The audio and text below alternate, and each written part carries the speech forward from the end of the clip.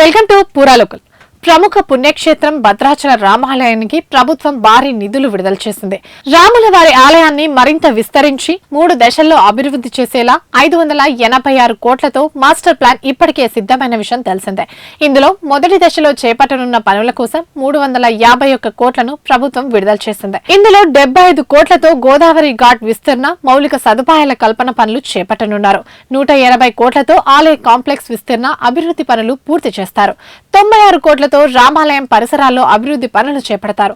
ఈ పనులు వెంటనే ప్రారంభించి వచ్చే ఏడాది కల్లా పూర్తి చేయాలని నిర్ణయం తీసుకున్నారు. మిగతా 2 విడతల పనులను 235 కోట్లతో చేపట్టాలని ప్రభుత్వం నిర్ణయించింది. ఇందులో ప్రభుత్వం ప్రతిష్టాత్మకంగా తీసుకున్న భద్రాచలం టెంపుల్ టౌన్ ప్రాజెక్టు కూడా ఉంది. దీన్ని 2027లో ప్రారంభించి 2029లో పూర్తి చేయనున్నారు. ఈ పనులన్నీ పూర్తయితే తిరుమల తరహాలో భద్రాచల రామాలయం అభివృద్ధి చెందుతుందని ప్రభుత్వ వర్గాలు తెలిపాయి.